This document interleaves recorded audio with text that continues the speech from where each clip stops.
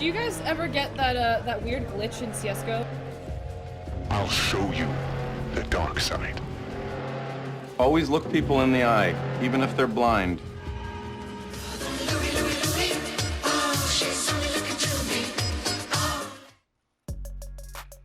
Hello everybody, this is Louie. Battlefield 2042 has been out for a month now, and is arguably one of the most divisive titles in the franchise to date. Criticisms about the game have come about since its very buggy release, a lot of them valid, a lot of them pretty nitpicky, and with the release of the 3.1 patch, as well as the announcement that it's the last patch before the holidays, I thought it would be a good time to talk about my thoughts on the game's state so far. I'll preface this by saying that I do for the most part enjoy playing Battlefield 2042, but I do understand and agree with a lot of the frustrations that the community has about the game.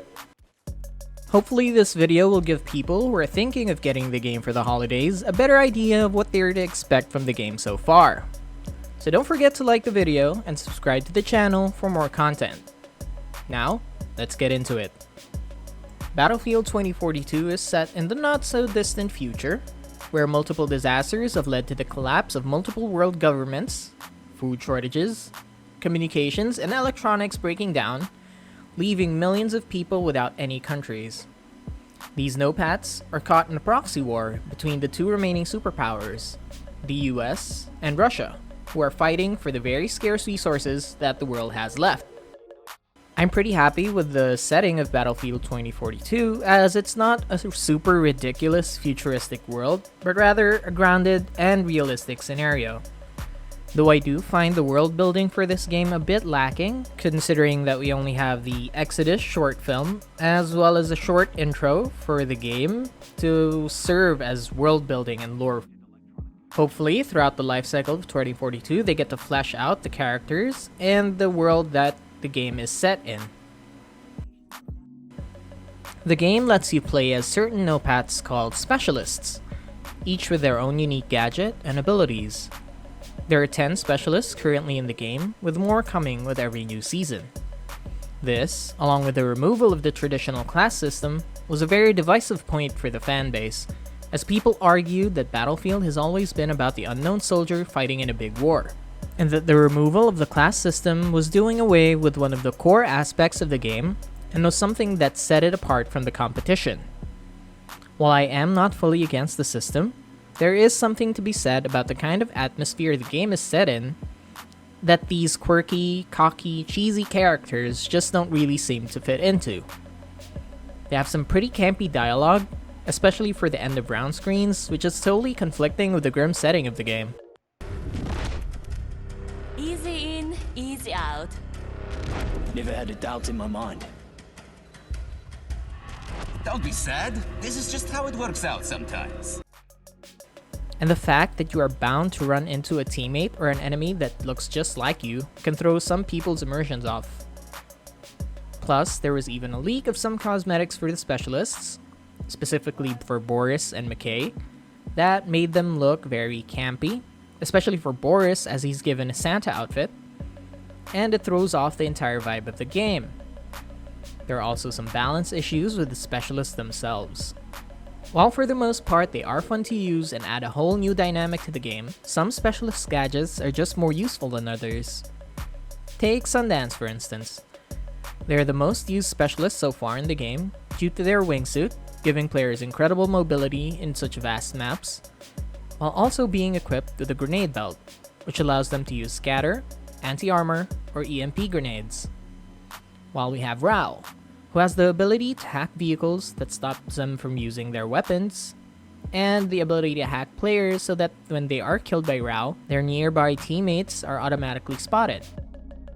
And while both have their uses, Sundance's definitely proves to be the more useful one overall. Dozer's ballistic shield is also pretty overpowered as it can tank even a direct hit from an M5. All of these gadgets definitely need some tweaks in order to balance them out more. My personal favorite specialist is Angel, as he has the ability to provide ammo and armor to teammates and himself, can revive teammates quickly and gives them armor automatically, as well as the ability to call in a loadout box that gives players the chance to change their weapon loadout. It's honestly one of the best gadgets in the game, and bonking teammates and enemies on the head with a loadout box is always pretty funny. Dear God, please let me do it. Please let me do it. Please let me do it. Walang magulo ah. Walang magulo. Walang papatay dito ah. Walang papatay dito. Please, walang papatay dito. Wait. Ayan. Delta Charlie. Yes! Yes! Yes! It fucking worked! Okay. Pero hindi siya No, I don't care. I don't want to teabag him. Dude! Hopefully DICE can further balance the abilities of the specialists, but as for the specialists themselves, I don't really mind if they stick around, and I actually quite enjoy the way their abilities have somehow added a new dimension to the traditional Battlefield gunfights. Game performance on the PS5 version is pretty solid overall, as frame rates are set at a solid 60 frames per second even with a 128 player count. Textures are nice and very detailed, and environmental details are gorgeous overall. The PS4 version, while not looking as good as the PS5 version, still holds up well even with the old hardware. Both platforms do experience their own issues. With the PS4 version, even while playing on my PS5, it suffers from some input delay as well as feedback delay, even with good ping, and it just feels like a clunkier experience altogether. Both versions of the game is absolutely riddled with bugs, some amusing, such as the hovercrafts able to climb up walls, while others outright infuriating, such as constant crashes on the PS5 version, which happens very often when I'm on Crossplay and Breakthrough. Still being unable to revive down teammates when they're hitting some of the geometry. The no loadout bug, where you start the game with none of your loadouts registered, forcing you to create new ones again and again, which was supposed to be fixed in the 3.1 patch, but was most definitely not. And this weird bug where if you kill someone that was getting shot, you don't get anything from it. Not a kill or an assist.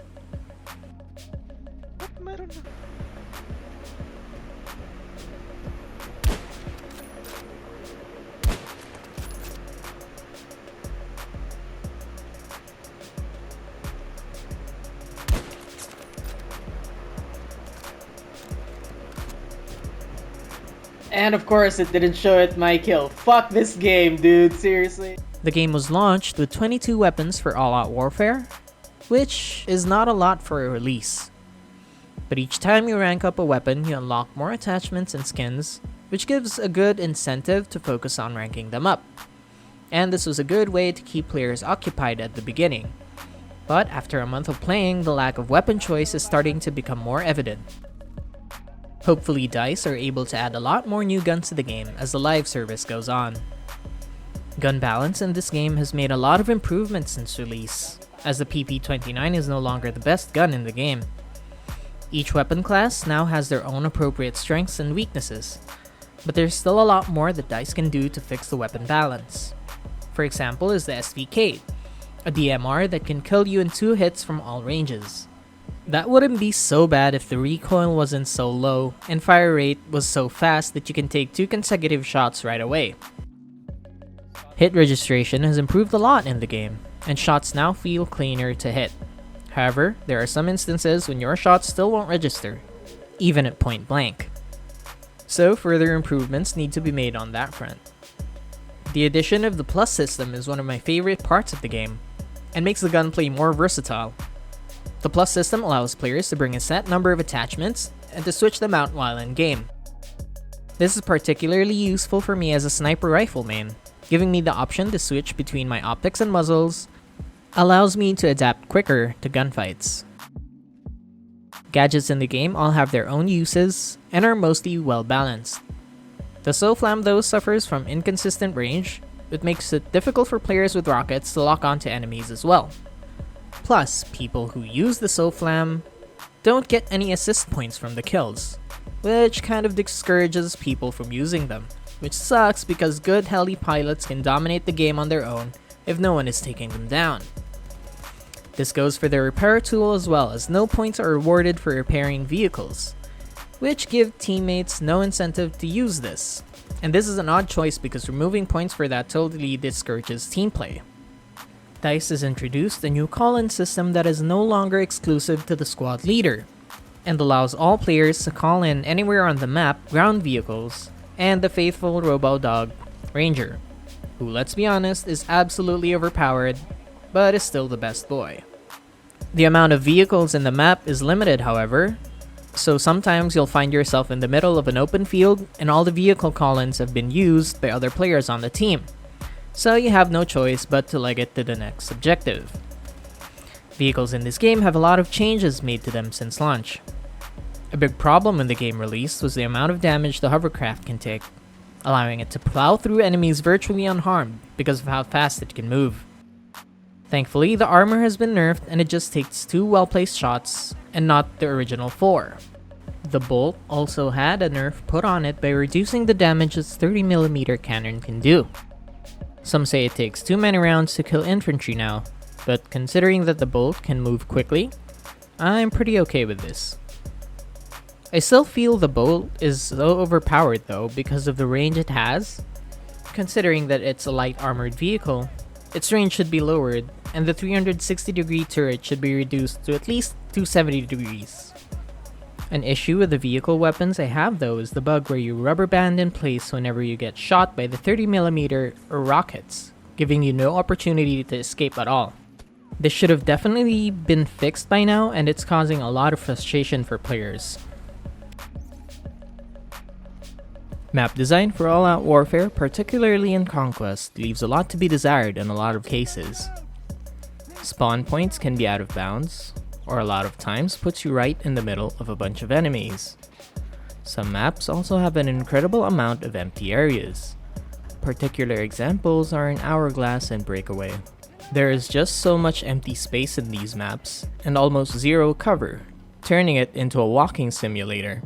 It's an extremely odd choice because a lot of the map then becomes unused and in turn is wasted when it could be a good battleground. It could be because the maps are mainly vehicle focused, but that still doesn't excuse the poor map design. Particularly this area on Breakaway, at the foot of E Sector. There are these really cool ice formations and lots of room for gunfights to happen. Capture points and objectives need work, especially on the bigger maps. This isn't helped by the lack of destruction in the game. Destructible environments don't really feel dynamic and can even be unnatural at times.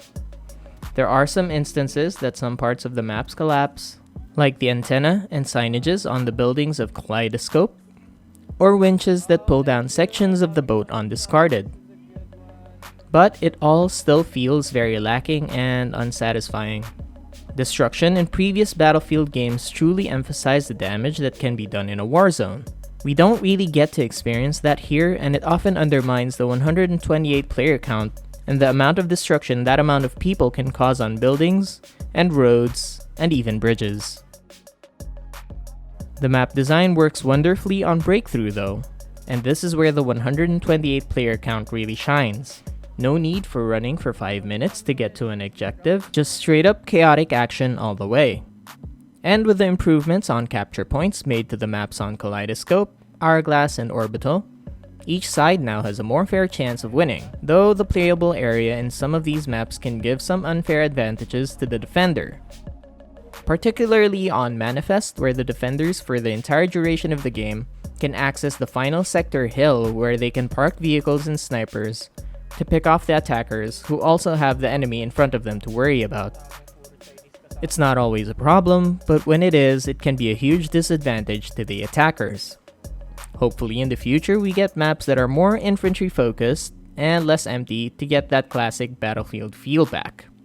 Server browser is not present in Battlefield 2042's all-out warfare mode. Instead, we have a simple matchmaking mechanic, and honestly, it's absolutely odd that they decided to do this. In previous Battlefield games, the server browser gives players the opportunity to see which maps they were joining, and keeps them in a playlist. Instead, for Battlefield 2042, we have a matchmaking system that puts us into a random server and map that we may not be particularly fond of, then puts us in another matchmaking queue where oftentimes you get put in another game on the same map, or another map that you aren't really a fan of either. This also makes finding games much more difficult, as you can sometimes get put into a lobby with no other players and end up wasting time waiting for the lobby to fill, instead of picking a server that has a lot of slots filled already. The addition of crossplay is a bit of a mixed bag for me. As someone who plays in the Southeast Asia region, crossplay with PC here is horrendous to say the least.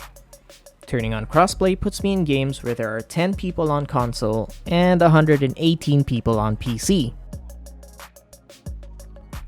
And I know some of you will say just turn off crossplay. And good idea, I would. But turning off crossplay and then using matchmaking is terrible because the matchmaking system is so bad and people keep getting put into empty servers. Crossplay with PC wouldn't even be so bad if console only had aim assist, or even mouse and keyboard support for PS5. They need to bring back traditional server browsers, or give console aim assist at least.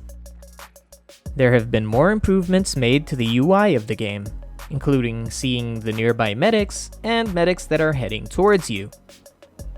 An issue players had with the game is the lack of proper scoreboard, which ranks players based on the points they've accumulated throughout the game. Instead, we have a squad leaderboard, which shows the sum of all squad actions and ranks squads based on that. While I am mostly okay with this, I do understand that having the traditional scoreboard allows players to gauge how well they were doing in that game compared to the whole server, which in turn would allow them to adapt their playstyle. I wouldn't mind it coming back, but I'm pretty okay with the current scoreboard as well. Points rewarded need to be improved though, especially for snipers. It's particularly unrewarding to play as a sniper because you no longer get bonus points for those long-range headshots. Perhaps this is to avoid having campers, which honestly doesn't really work as they are still pretty present in the game. But the entire point of a sniper is to hit those long-range shots, so why not reward them for it? Ribbons are back once again for Battlefield, and they are implemented well in my opinion. The broad description of the ribbons rewards playstyles of all kinds, and are capped at level 3 to avoid exploiting per game, which I feel is really good for overall balance. Players are rewarded for revives, kills, assists, capturing and maintaining objectives, resupplies, and heals. I've had a bit of time to get into Portal mode, and I can honestly say that it's one of the best parts of Battlefield 2042. The ability to create fun game modes for the community to enjoy is a wonderful addition, and the inclusion of the server browser makes it easy to navigate the multitude of different game modes on offer. So my question is, why couldn't they have done this with All Out Warfare? The inclusion of older Battlefield games in their assets and maps gives players a nostalgic love for the game, and is actually quite refreshing. I had the chance to play some of these games and I am quite enjoying my time on Portal. Portal also serves as a platform to introduce game modes which have proven to be popular, such as the 2042 version of Rush, as players are now asking for it to be included in the All Out Warfare mode. It is disappointing though that DICE decided to turn down XP gain in Portal mode, but to be fair, considering a lot of people just made XP farm servers, this is pretty understandable. If they can figure out a way to balance XP gain in Portal, it will probably draw more people into playing it. Some other issues I've had with the game. The forced spawn-in when you start a match, especially on Conquest, needs to be reworked or removed in my opinion. Being forced to spawn in and run to objectives, and by the time you get there have been capped by friendly vehicles, makes it a pretty frustrating experience. The inability to choose to spawn into allied vehicles before the round start also makes it pretty annoying because most of the time your teammates won't stop to pick you up.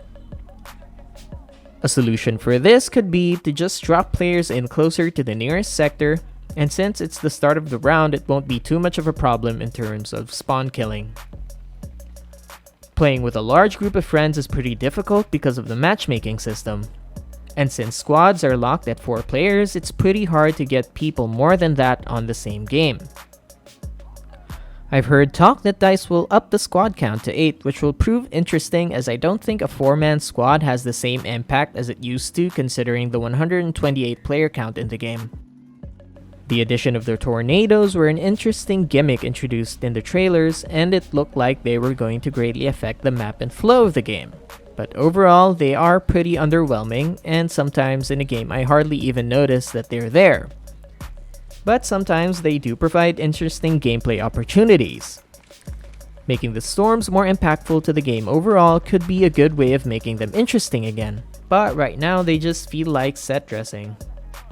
Environmental damage in the game feels a bit annoying to say the least. There are instances when the fire suppression systems will activate in a building and will start to damage you if you stick around for too long, which kinda sucks if you are trying to defend an objective.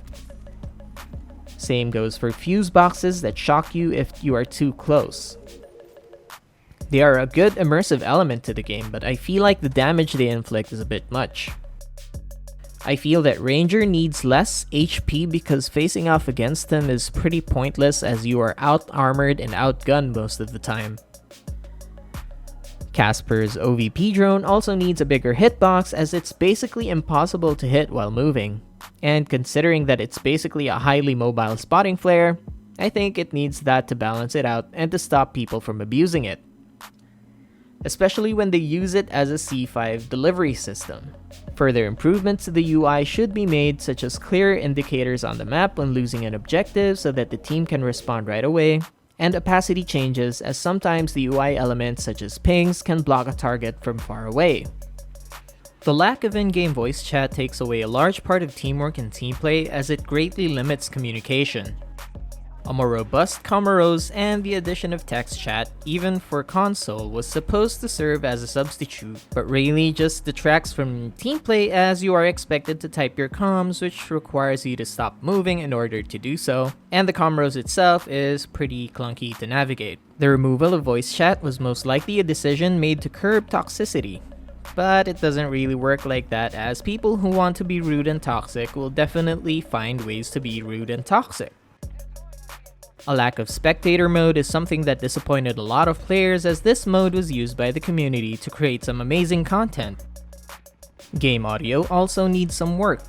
Explosion audio tends to cut out all of a sudden in the middle of gunfights, and footsteps are really weird because you can't really gauge which direction and how far the footsteps are. Overall, I am having fun with the game, but I am also extremely frustrated by the lack of polish the game has. Also, I hate having to play against PC because it's just really hard to compete when the playing field is in their favor. I'll probably keep at this game and hopefully DICE will get everything back in order. And as someone who had to endure Battlefield 5's rough life cycle, I'm sure I can manage. It is disappointing that DICE will not patch the game until after the holidays, which I understand devs need a break too. And from what I've heard about the game's development, a well-deserved one at that. I'm trying to be as optimistic as I can about the future of the game, and I'm looking forward to what else is in store. What does concern me though is the direction of this game.